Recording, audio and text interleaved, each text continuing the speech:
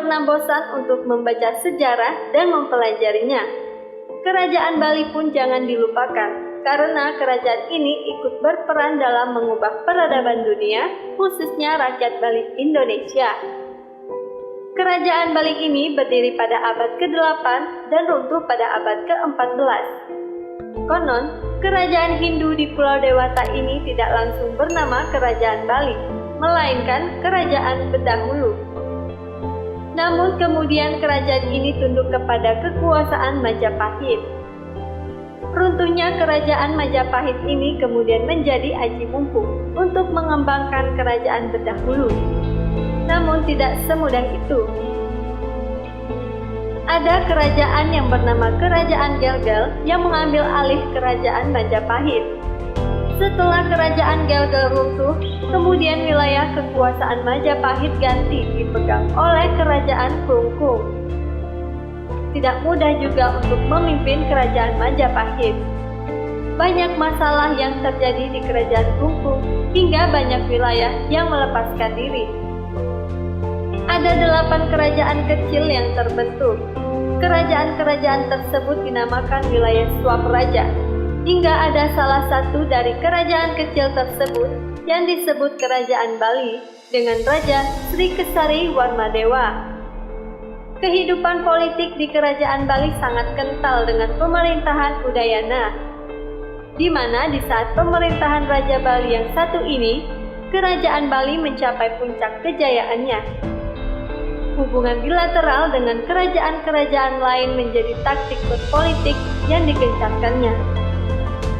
Perluasan wilayah pun lebih mudah diraih, bahkan sampai ke Pulau Jawa, karena permaisurinya yang juga orang Jawa. Sepeninggal Udayana, anak-anaknya pun menggantikannya menjadi raja-raja Bali. Masyarakat di Kerajaan Bali memiliki banyak mata pencaharian. Ada yang bertani, tukang pahat, pedagang, dan ada juga yang menjadi pengrajin. Mereka memiliki keahlian tersendiri yang dijadikan aktivitas ekonomi. Walaupun kerajaan Bali ini adalah termasuk kerajaan Hindu, tetapi agama yang berkembang bukan hanya Hindu saja, melainkan juga Buddha dan tanpa agama atau agama nenek moyang atau animisme. Raja-raja yang memerintah kerajaan Bali memiliki pengaruh sendiri-sendiri terhadap kehidupan masyarakatnya, mulai dari raja pendiri sampai raja yang terakhir. Masa kejayaan pun pernah digenggam sehingga kerajaan ini memang perlu diperhitungkan.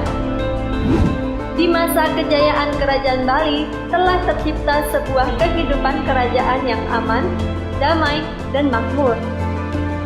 Rakyat diutamakan kepentingannya, rakyat diperhatikan kehidupannya, dan bahkan rakyat pun menjadi point of interest dalam pemerintahan. Terlebih pada masa pemerintahan Udayana, tepat saat Bali kuno mencapai puncak kejayaan, sistem pemerintahannya telah menghantarkan perekonomian yang lebih baik untuk masyarakat Bali kuno.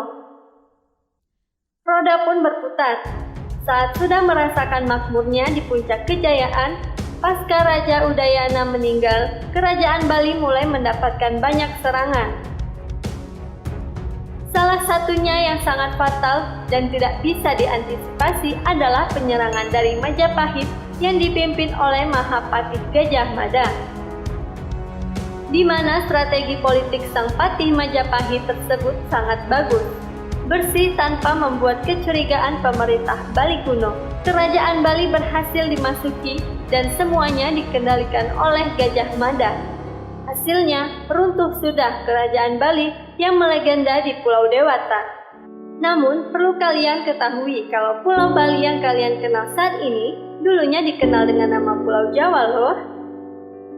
Itulah mengapa kerajaan Bali ini erat sekali kaitannya dengan Pulau Jawa. Penyebab lainnya yang mempengaruhi letak kerajaan ini adalah karena kerajaan ini bekas wilayah Majapahit, kerajaan terkenal di Pulau Jawa. Kalian wajib mencontoh para raja Bali kuno ini dalam memimpin. Mereka sudah mau berkorban demi rakyat, demi kemakmuran rakyat.